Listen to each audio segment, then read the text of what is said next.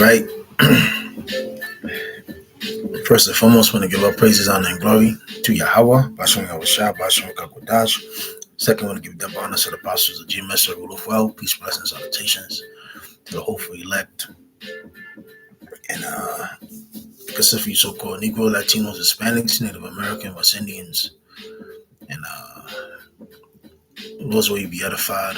This is comparison of ancient Egypt and modern day Egypt, which we know to be spiritually uh, America, Shalaki. So where am I going to go with first?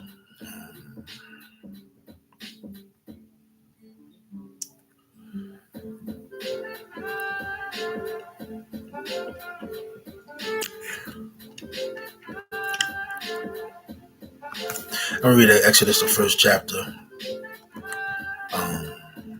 One thing was happening today on a high scale of all the tribes, good history to know. Nothing's new underneath the sun. Same thing that's going in now. It went on then is going on now, and we understand. Scripture talks about Israel and Judah shall be oppressed together, and all the tribes are mainly here in America, all of them, and that's not done by coincidence because it's going to be a great deliverance. So the Israelites are this Exodus 1 GNT. The Israelites are treated cruelly in Egypt.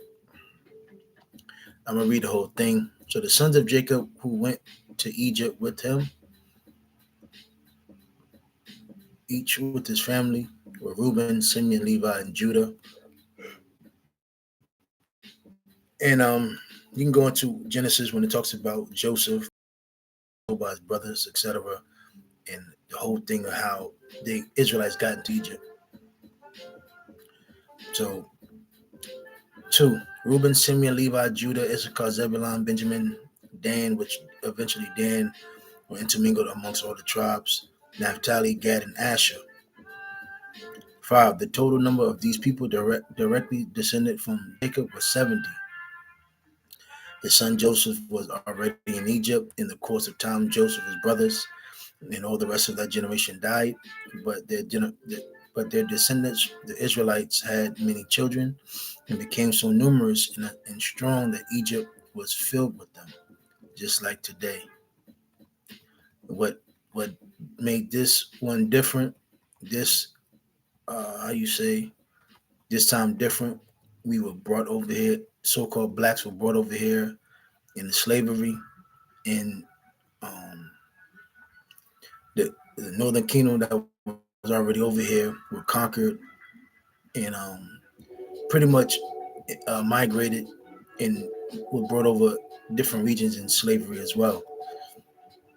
Pretty much we were conquered and subdued and eventually wiped off, died in a large number, but again we're back due to Esau's New World Order policy legislations and his Illuminati. So he allowed, basically America to be brought up. It was already prophesied that America was going to be a superpower, the extension of Rome, the little horn, which was wounded and eventually healed. And we see that it is to be America. So, little heads up, America, it can be considered as Babylon the Great, Assyria, Rome, and Egypt. Because all of these things that, that's why it talks about how swift, the how you say the meaning of that dragon, etc., and the power in the heads of it. This was the last kingdom, the last empire to rule, and it basically has the likings of all the past empires that was here before it. So 8, then a new king who knew nothing about Joseph came to power in Egypt. He said to his people, "These Israelites are so numerous and strong that they are a threat to us. In case of war, they might join our enemies in order to fight against us and might escape from the country."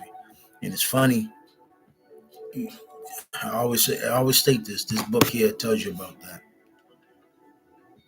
Yeah, this book right here. It talks. It talks. It talks. You read this book. You know it's a good book to get. It talks about how um, Esau kept um, use those legislations and rules and laws to basically keep the so-called blacks down and pretty much divided the tribes up together. Now going back, they had to deal accordingly, and they had to deal a strategic way against Israelites.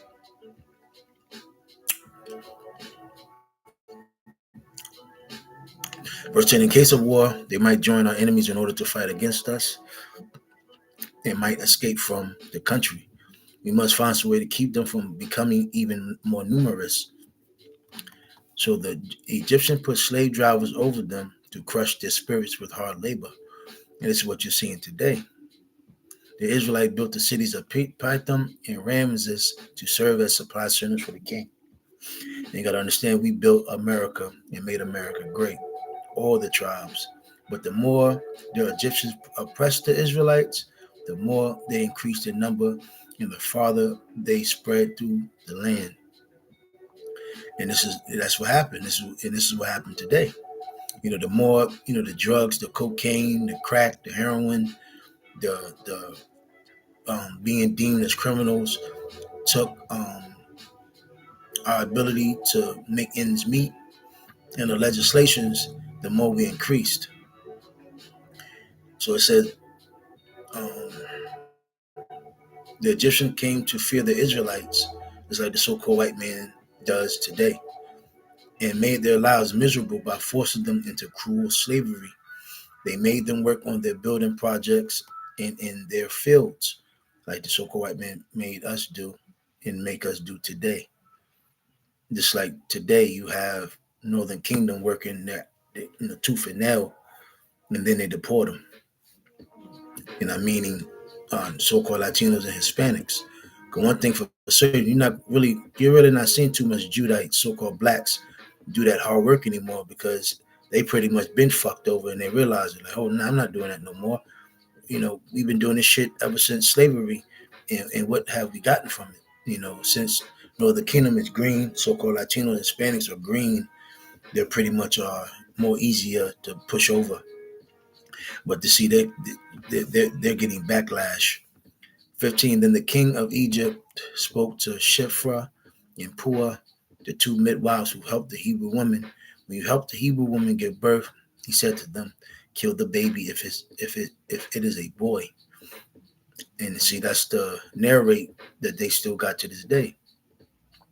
You can go back to the Willie Lynch letter. And it's not a coincidence where I'm gonna continue. But if it's a girl, let it live. Now remember these key words: kill the baby if it's a boy, but if it's a girl, let it live. This is why you have this implementation of so-called black women, Latino women, Hispanic women are able to advance more so than the men of our nation. Because ultimately today, and one thing for certain too, this is why you see a high rate of autism in boys. These boys that are born today come out with a lot of problems, and their upbringing is very soft and pretty much lenient, and it's not applicable to bring a man child for a boy to grow up to become a man and be a ruler or a leader. He's pretty much babyfied and pacified, so him to grow up into to become basically a boy, you know. But these women, they're able to really just do as they will, be uh, have liberty and be feminized, that bullshit feminism, and do what they want, which ultimately break them. and they don't trust the men. But the midwives were, what is it, God fearing, and so did not obey the king. Instead, they let the boys live. So the king sent for the midwives and asked them, "Why are you doing this? Why are you letting the boys live?" They answered, "The Hebrew women are not like Egyptian women. They give birth easy. They give birth easily, and the babies are born before either of us gets there." Because the midwives were God fearing, Yahweh was good to them and gave them families of their own. Hold on.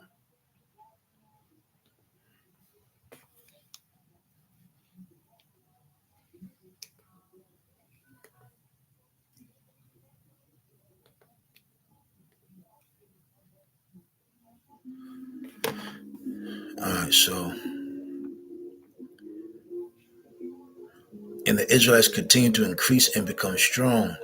22. Finally, the king issued a command to all his people: take every newborn Hebrew boy and throw him into the Nile, but let all the girls live.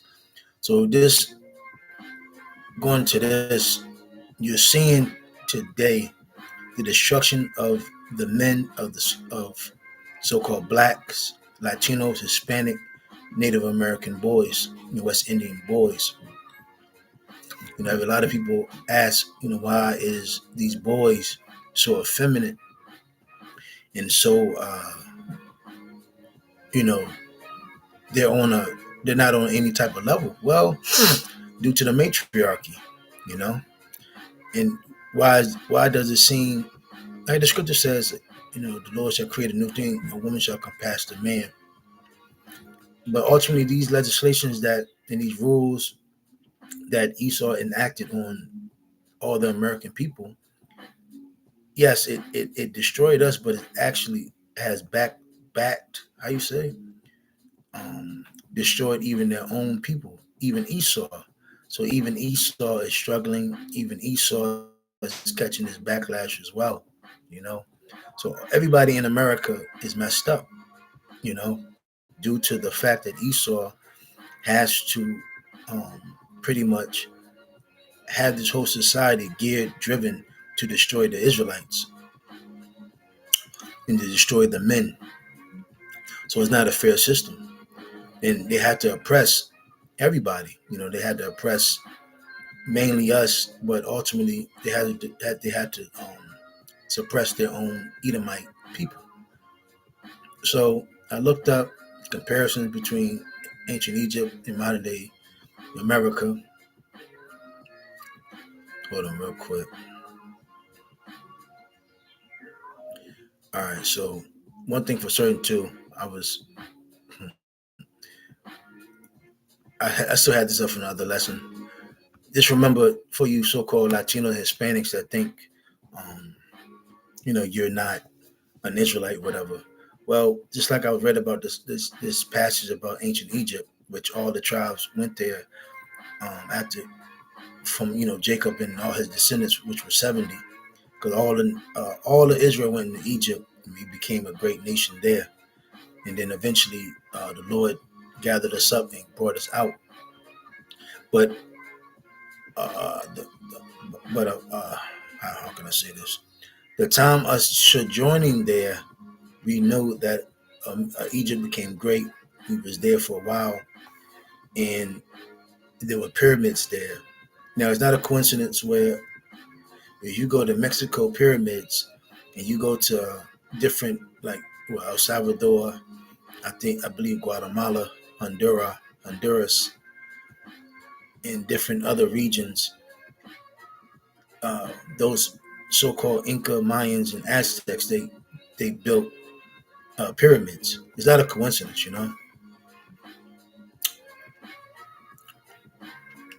So let me get this. ChatGPT, America's comparison to ancient Egypt. Let me see.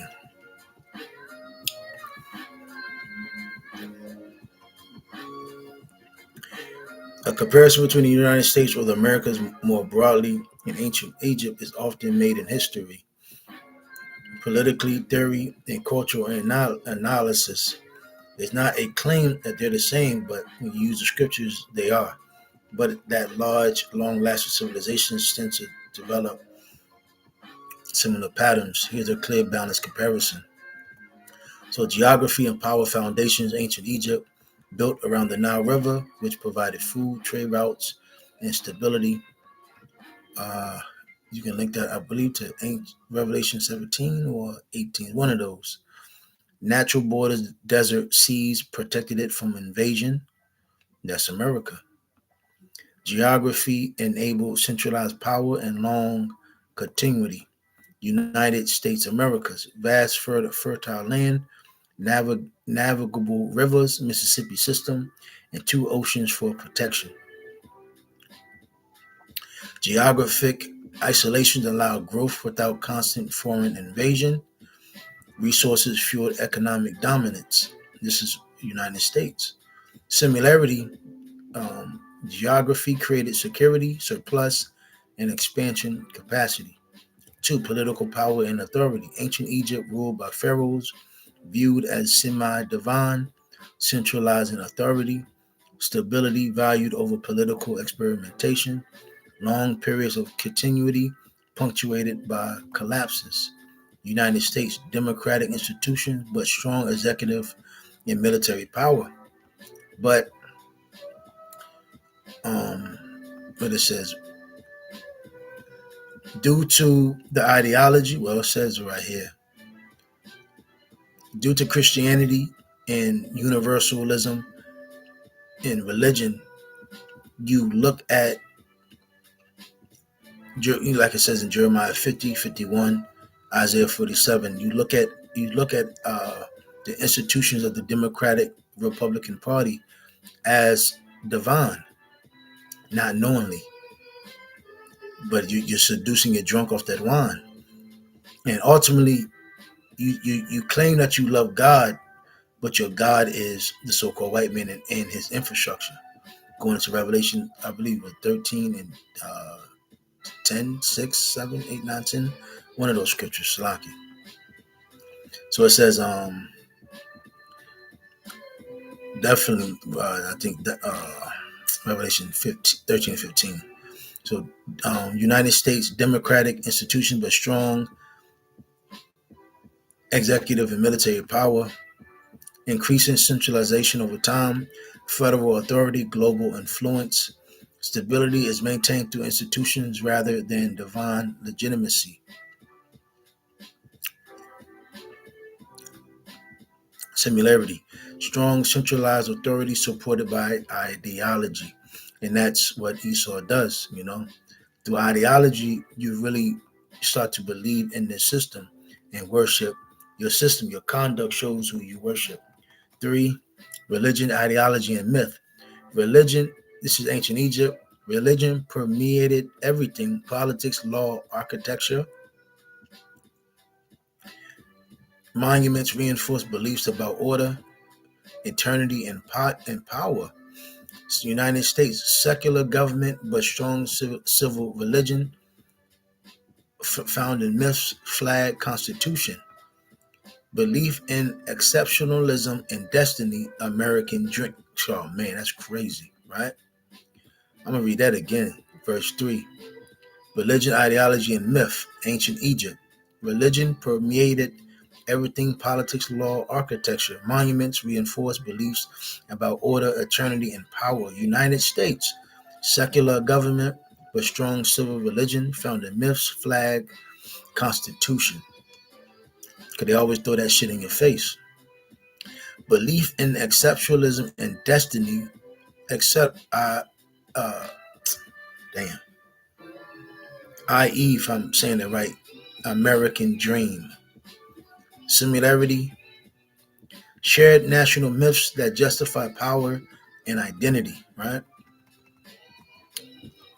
So, for architecture and monuments, ancient Egypt, pyramids, temples, colossal statues, meant to last forever.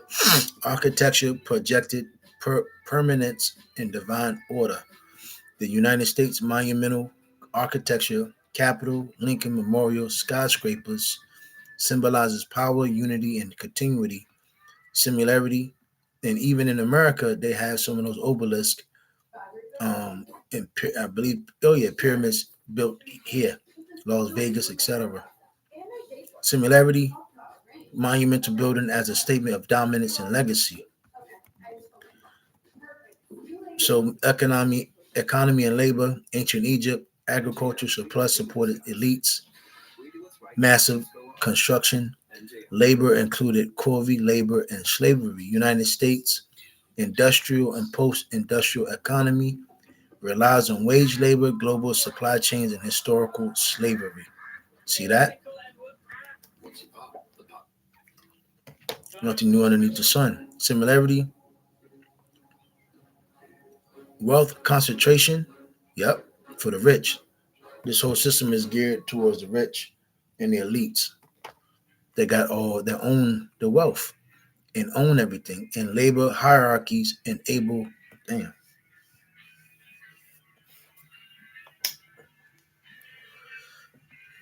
So it's a wealth concentration and labor hierarchies enable large scale projects. So again, that divide between the rich and the poor. 6, military and global influence. Ancient Egypt controlled trade routes and buffer states. Military power secured borders and prestige. United States global military presence and alliances dominates trade routes and global institutions. Yep. So similarity, military power underwrites economic and political dominance. Yep. So basically, if you don't abide by Esau's rules or laws, he's coming to break you. 7, decline and overextension. Historians often compare empires at their peak. So it says Egypt experienced periods of decline due to overextension, corruption, climate change, and elite fragmentation. Critics argue similar pressures that exist in modern America: economic inequality, political polarization, environmental strain. Importance: the U.S. can reform institutions rapidly. Egypt was more rigid. So let me see something.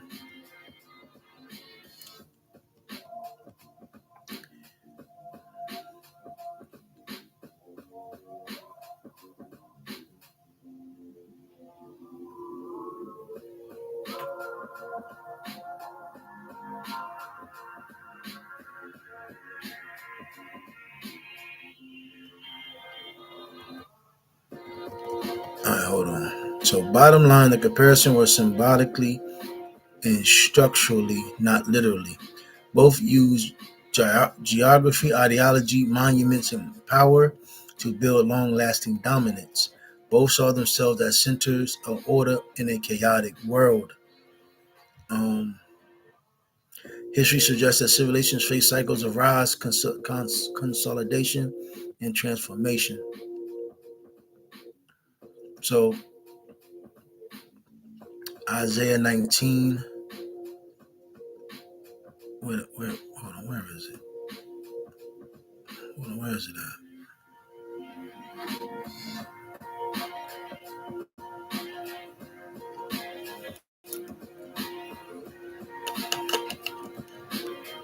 Bear with me one moment.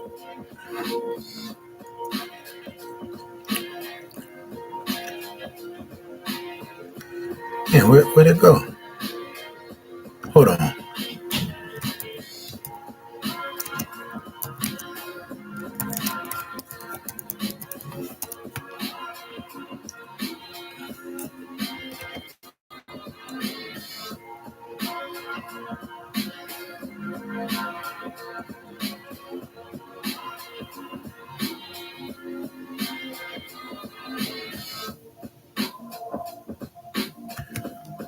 Hold on. Isaiah 19. Hold on. I don't know where it went. It just,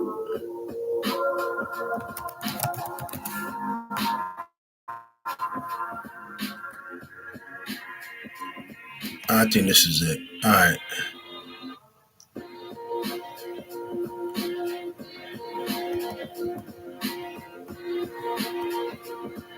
Let's see what this says. Isaiah 19 is the biblical prophecy primarily against ancient Egypt, detailing judgment. Hold on.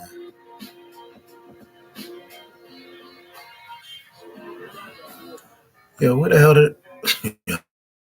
Come on.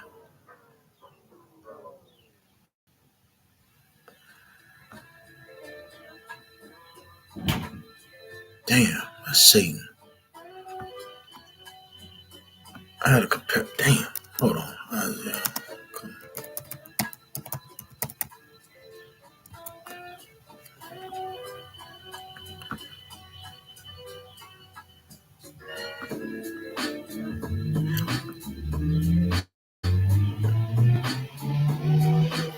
All right, let's. I'm gonna see what this says. Salaki.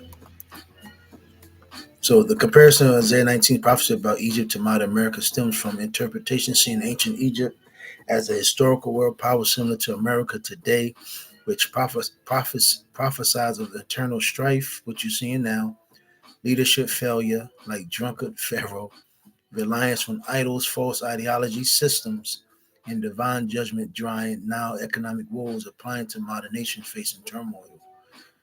Let me see. So, judgment on the mighty nation, Isaiah describes Yahweh judging Egypt, causing internal chaos, brother against brother, and weakening its power and wisdom. Um,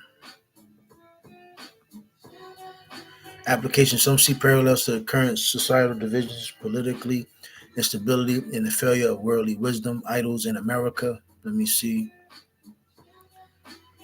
Economic and infrastructural collapse. The prophecy mentions the Nile drying up, affecting agriculture and fisheries, and symbolizes devastation of a nation's lifeblood. Application, interpreted as economic crisis, resource depletion, or societal infrastructure failure. Um, Failed leadership and idolatry. Pharaoh's wise counselors become foolish, and Egyptians turn to idols, mediums, and spirits for help, but find none. And that's going to be America too, because a lot of people going into what is it, second address. Basically, people resorting to their own way, and they're not going to regard their governments and their politicians, etc. Application, modern leaders, poor decisions, and reliance on secular ideologies or false promises like idols are seen as mirroring this. Yeah, a lot of people are going to resort to their own matters because this crumbling society here in America. So let me see. World power analogy. Egypt was an ancient superpower, just as America is seen as a modern superpower, making it a fitting symbolic stand in for end time judgment on dominant nations. The dominant nations is America. Let me see. Yep. Oh man. Spiritual parallel. The core idea. Remember, ancient Egypt was destroyed. Uh, he took it down, just like America. It's funny. You go to Romans the ninth chapter. It tells you how eventually Yahweh was going to send Yahweh Shah to destroy the modern day Egypt. Spiritual parallel. The core idea is that the Yahweh uses powerful nations like ancient Egypt or modern America as examples of judgment and potential redemption, showing His glory through transforming even. Yeah, So let me see.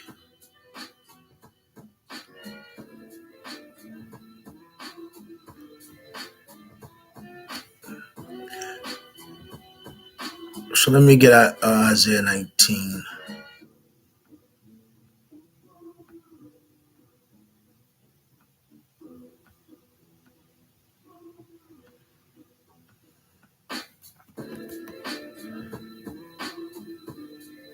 So Isaiah 19 and 1, the burden of Egypt, behold, the Lord rideth upon a swift cloud, and shall come into Egypt. Yep, Yahweh Shah. That's how he's going to come back, riding, come with the chariots and the innumerable multitude of the angels. And the idols of Egypt shall be moved at his presence, and the heart of Egypt shall melt in the midst of it.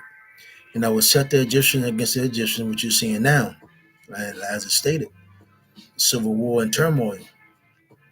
And they shall fight everyone against his brother, and everyone against his neighbor, city against city, and kingdom against kingdom. Verse 3, and the spirit of Egypt shall fail in the midst thereof. Everybody's confused and don't know what the hell to do. And I will destroy the counsel thereof. And, that's ultimately what you're seeing. The democracy, the policies, the legislation, everything's failing. And they shall seek to the idols, into the charmers, into them that have familiar spirits, into the wizards. And that's what a lot of people are doing. But even then, that's not going to work for the people. And the Egyptians will I give over into the hand of a cruel Lord. And that's what you're seeing with Donald Trump, because the elites are doing his bidding, the biddings of the elites through Trump.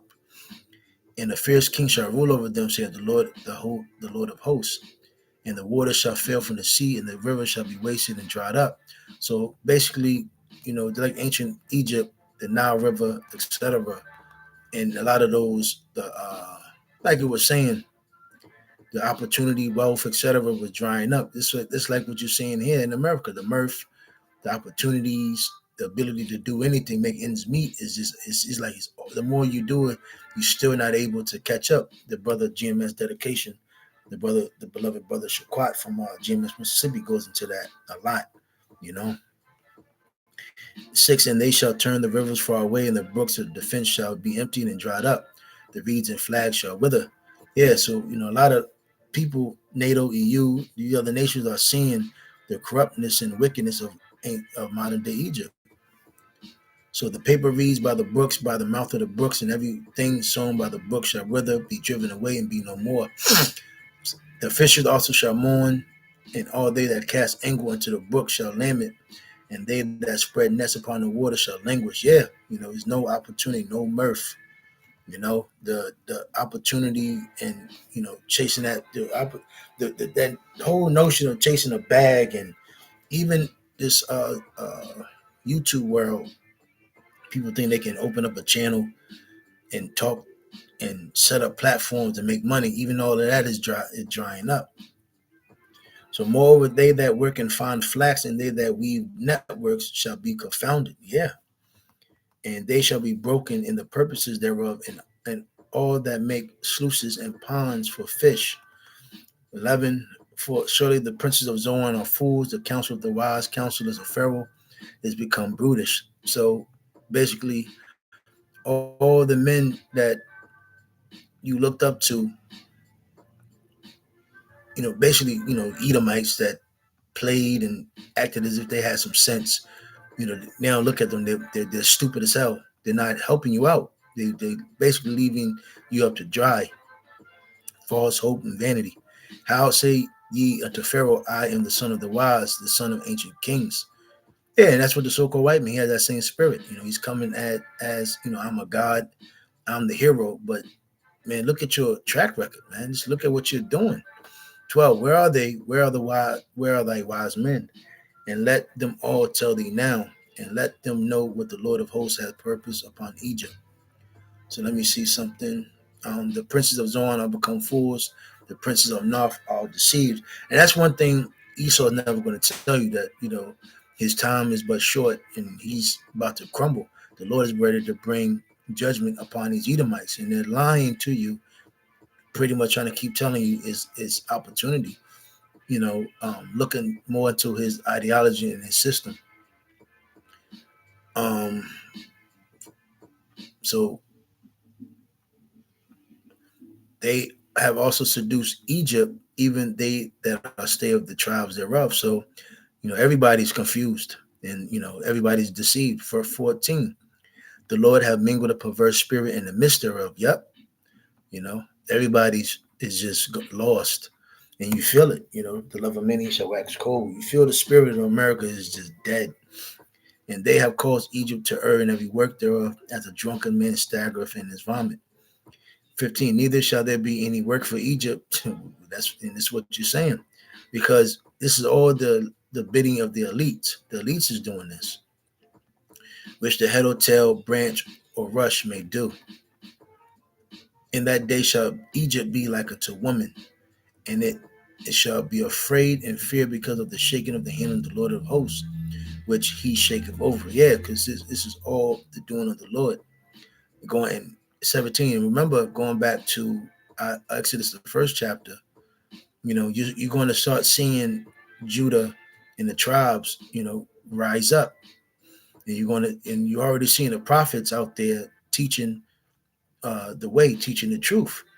But ultimately, you're going to have a lot of these Judites, so-called blacks, Latinos, Hispanics, that are going to eventually become a terror because due to the lack of lack of goods and the lack of things out here. 17, in the land of Judah shall be a terror unto Egypt, one of the biggest things that they feared. Everyone that make mention thereof shall be afraid in himself because of the counsel of the Lord of hosts, which he have determined against it. So again, the Lord is going to stir up Judah. Like the scripture says, the tents of Judah shall wake up first, so the other tribes will magnify themselves against the tribe of Judah. But I'm going to go ahead and wrap this thing up. And Lord's will was edified with that. It's a great big comparison between, matter of fact, let me get one more and I'm going to wrap this thing up. What is it?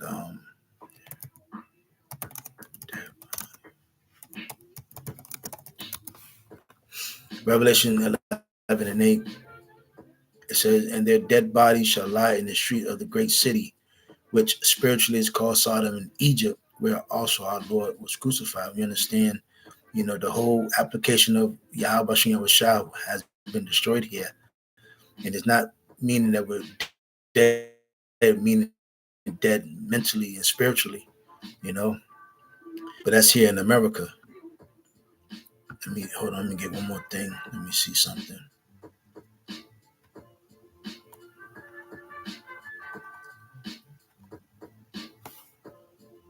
Yep, so there you have it. Lord's will, he was edified. With that, I'm going to say shalom.